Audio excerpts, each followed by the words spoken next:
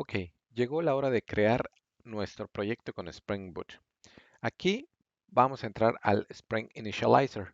Básicamente es una página que nos permite configurar la estructura de nuestro proyecto. Por ejemplo, si queremos usar Maven, Gradle, si queremos usar Java, Kotlin, Groovy, la versión de Spring Boot que necesitamos y bueno, toda la parte de los metadatos de nuestro proyecto en sí y las versiones de Java. También la parte de empaquetamiento.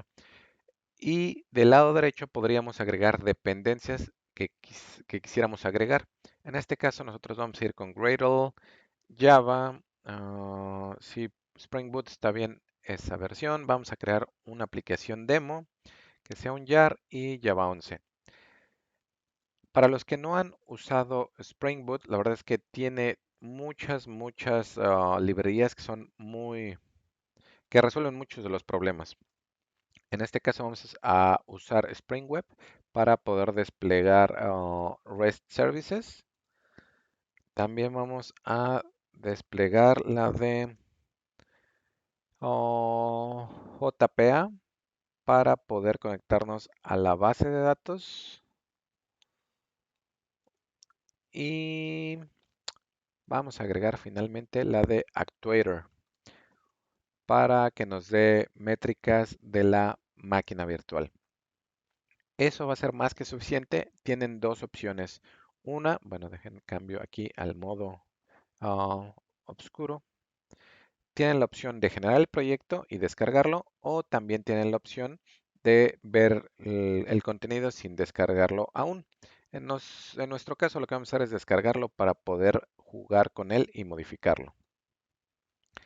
Como verán, se descarga la aplicación y lo único que hay que hacer es descomprimirla y les mostraré cómo poder iniciarla. Ok, bueno, pues ya tenemos aquí nuestro proyecto. Ya lo descomprimimos en un directorio específico y este es su contenido.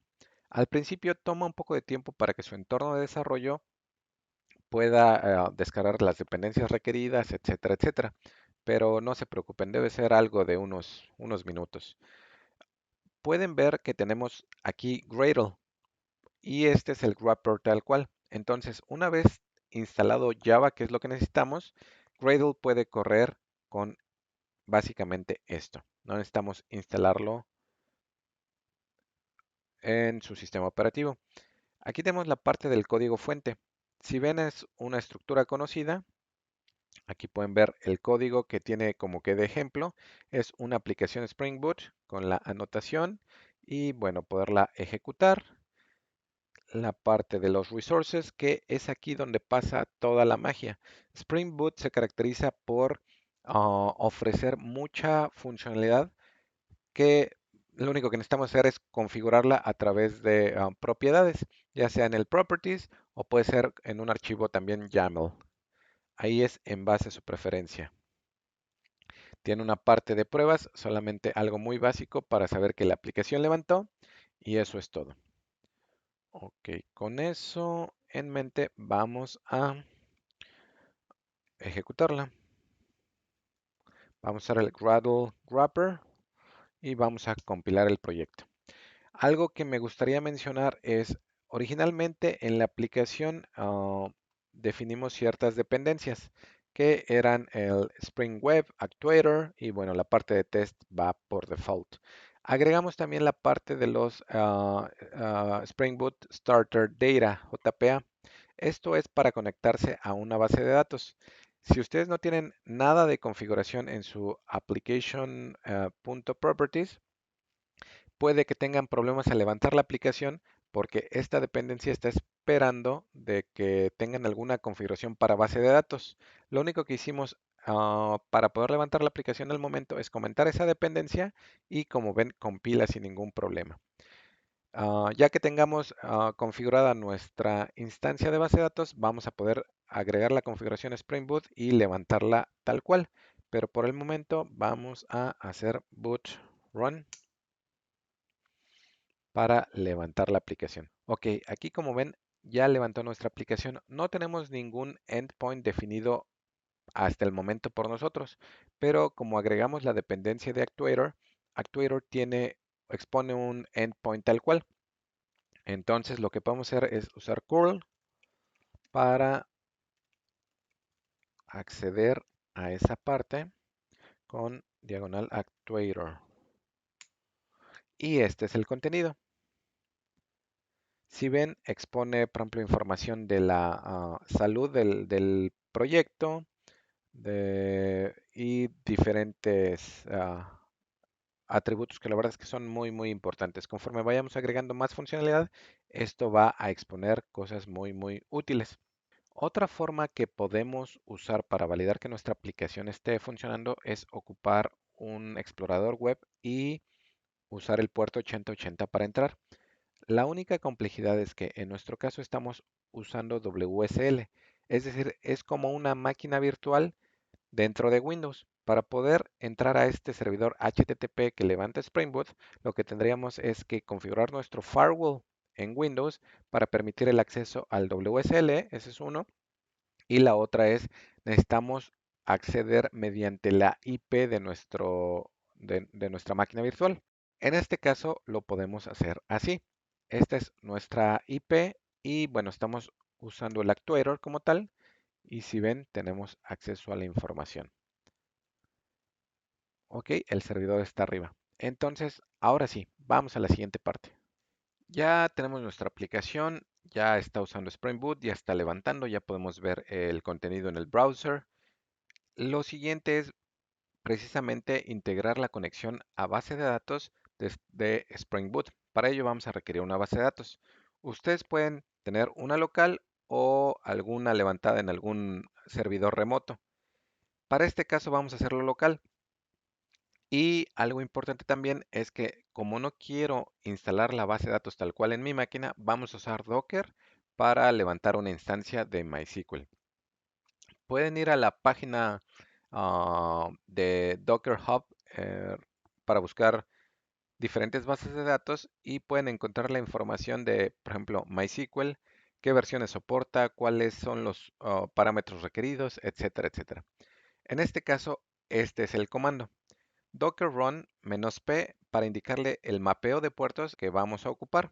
En este caso se va a mapear al mismo puerto, el nombre que le vamos a dar a nuestra instancia de Docker y bueno, damos el password de root solo para que así levante nuestra instancia temporal. Y bueno, la última versión de MySQL. Al ejecutarla, si no tienen aún la imagen, la va a descargar y después de unos minutos va a empezar a levantar esta imagen.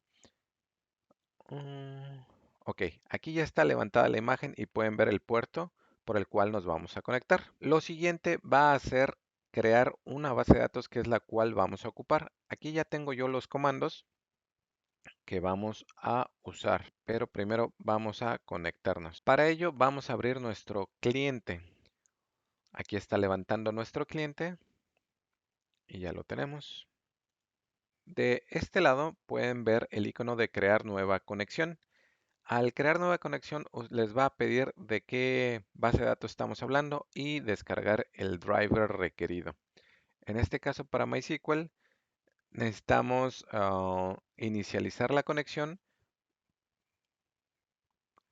usando la IP de nuestra base de datos. En este caso necesito la IP porque he estado usando WSL, el puerto. Esto es muy importante cuando ustedes hacen el mapeo. Si no hicieran el mapeo, podría ser un puerto aleatorio. La base de datos en este caso la vamos a dejar vacía, el usuario y el password como lo vieron. Y si están usando Windows, al conectarse a WSL van a tener problemas si no configuran adecuadamente el firewall. Deben permitir las conexiones a ese puerto para que no haya ningún problema. Ya con eso pueden hacer una prueba de conexión y aquí pueden ver que ya está funcionando. Algo que tuve que hacer también es modificar alguna de las propiedades del driver para habilitar, por ejemplo, la obtención de la llave pública y por el momento deshabilité SSL.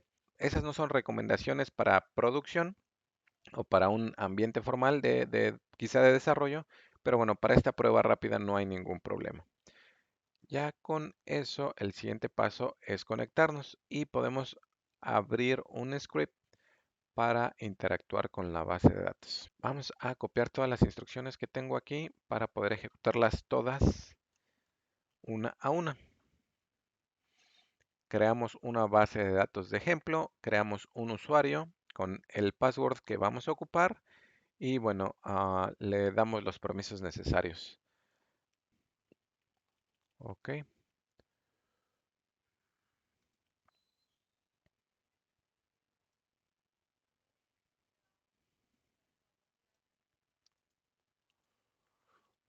ok. Formateamos nuestro archivo para que se pueda ver exactamente qué es lo que vamos a ejecutar y vamos a ejecutar el script. Ok, parece que se ejecutaron. Vamos a ver la base de datos. Vamos a actualizar. Y aquí tenemos ya la base de datos de ejemplo. Ok, eso es lo que requerimos.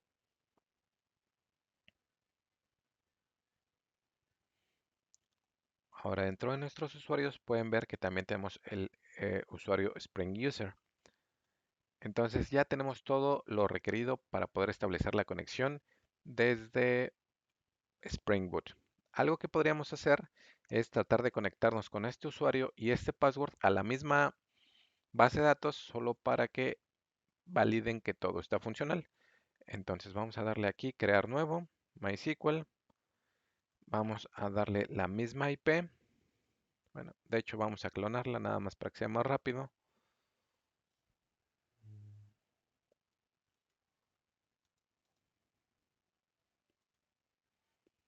Ok,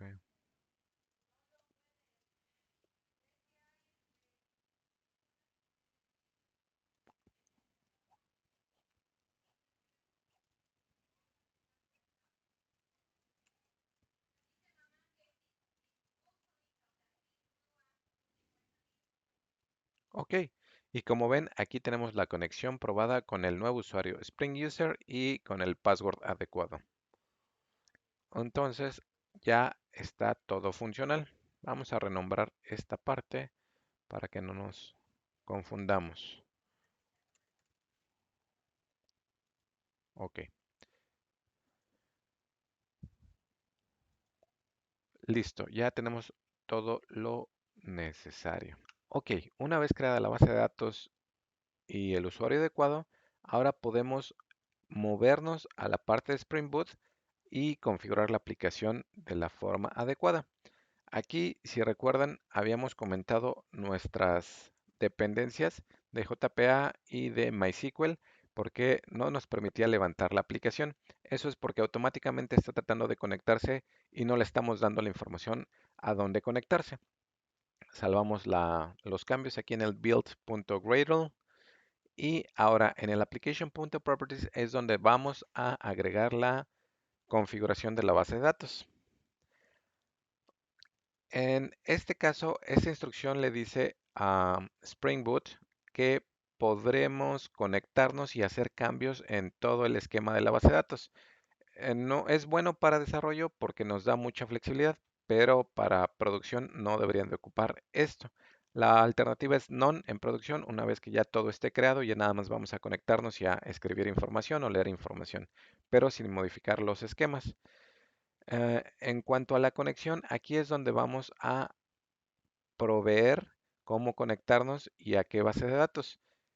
Estamos designando una variable de entorno para que sea fácil de modificar en cuanto ya tengamos la aplicación corriendo en producción.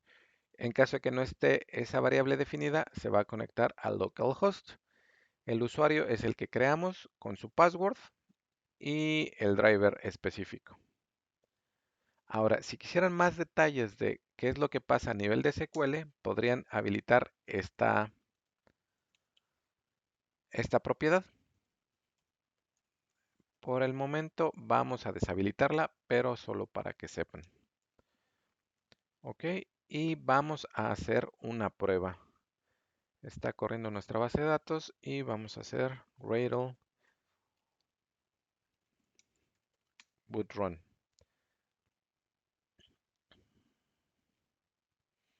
Está levantando.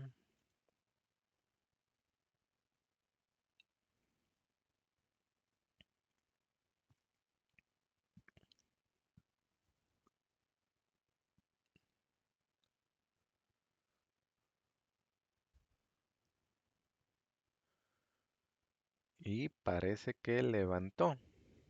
El siguiente paso y lo que vamos a hacer es crear un controlador el cual pueda leer información de la base de datos y mostrarla en la página HTML. Ok, ya tenemos esto funcionando, ya tenemos esto funcionando. Vamos a crear nuestro controlador, pero antes necesitamos crear nuestro modelo, nuestro repositorio. Vamos a crear primero el folder del otro paquete. Ok, y en este folder vamos a crear un archivo llamado user, que es donde va a tener toda la información de el usuario. No hay nada complejo aquí, necesitamos un ID, un nombre, un correo. Las anotaciones son la parte importante. En este caso, el ID va a ser generado de manera automática. Esto es una entidad. Y bueno, getters and setters es lo que se requiere para poder agregar la información o modificar la información. Todo esto viene del paquete javax.persistence. Ok, si ven nada complejo. El siguiente paso es generar el repositorio. El repositorio le vamos a llamar user repository. Spring Boot nos da utilerías para poder persistir información, todas las CRUD operations. Entonces vamos a darle, ok, user repository. Ok, va a ser una interfaz, pero ahora la vamos a cambiar.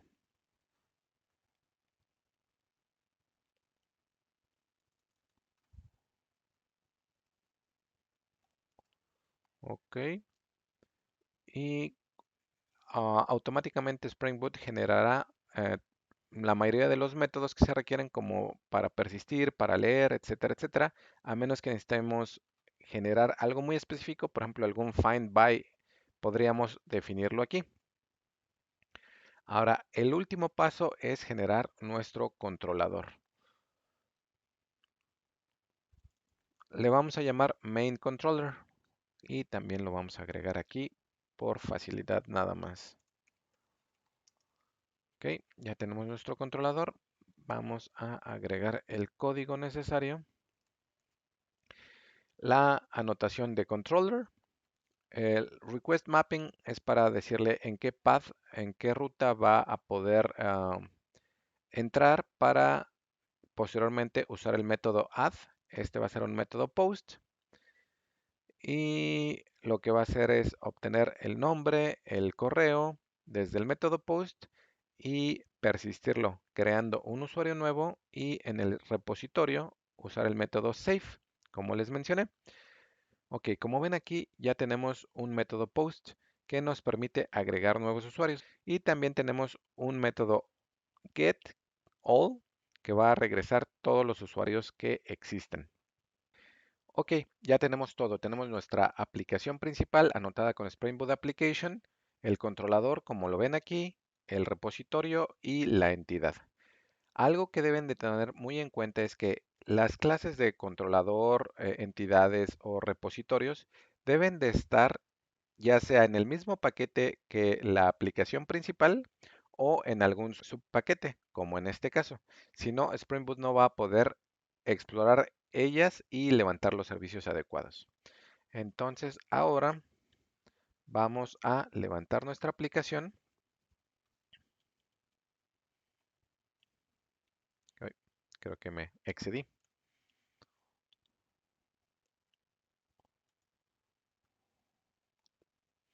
Está levantando.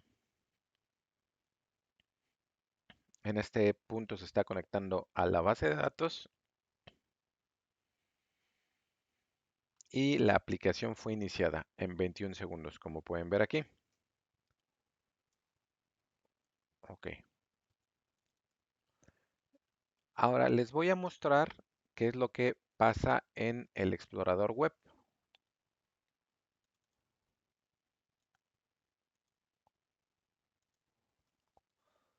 Como ven aquí, podemos ocupar la ruta demo diagonal all para obtener todos los usuarios. Como no tenemos ninguno, por eso aparecen estos corchetes, pero conforme vayamos agregando usuarios van a aparecer. Vamos a regresar a nuestro entorno de desarrollo. Ok, aquí. Y vamos a ejecutar el comando de curl para poder agregar usuarios. Podemos agregar una terminal nueva para que no haya problema. Aquí tenemos la base de datos corriendo, aquí Spring Boot corriendo y en esta parte vamos a realizar una inserción. Aquí ya tenemos el comando, como ven es curl, la IP a donde está corriendo nuestro servicio, el puerto, la ruta que especificamos para agregar. En este caso le vamos a pasar los parámetros de el nombre y el correo electrónico. Y vamos a ver, nos regresó el que el usuario fue salvado. Podríamos agregar más, por ejemplo,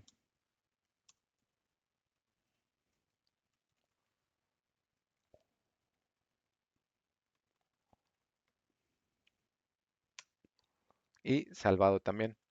Ahora, lo que vamos a hacer es mostrarles el explorador y vamos a actualizarlo para ver qué nos regresa. Y como ven, está funcionando la persistencia. Ya tenemos los dos usuarios persistidos con Spring Boot usando MySQL. Y bueno, creo que esto completa lo que queríamos lograr. Una vez teniendo la aplicación funcionando, algo que podemos hacer, y de hecho quizá no se hayan dado cuenta, es de que podemos empaquetar la aplicación en un jar.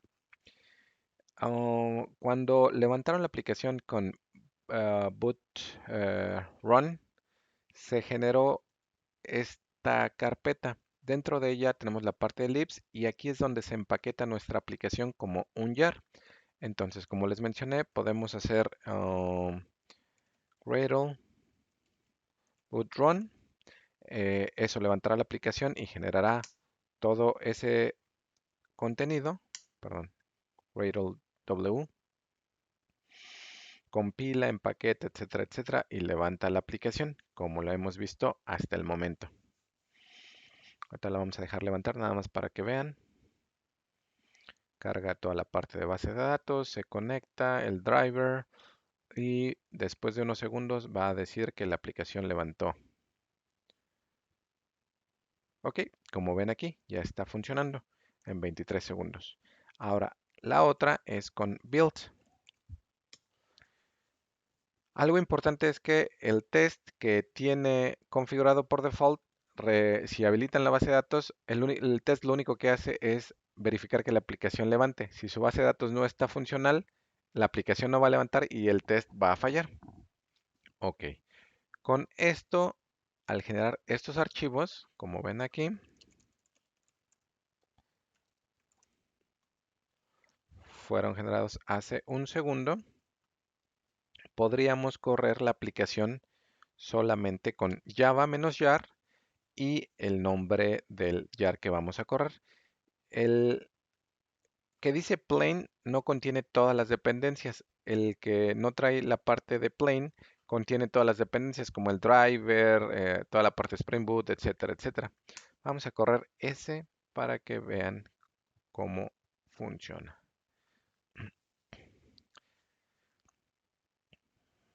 Ok, lo mismo que ya habían visto. Digo, aquí nada más la parte de color está funcionando, pero bueno, eso es lo de menos. En 15 segundos la aplicación está funcionando y podemos agregar más usuarios así por la línea de comandos.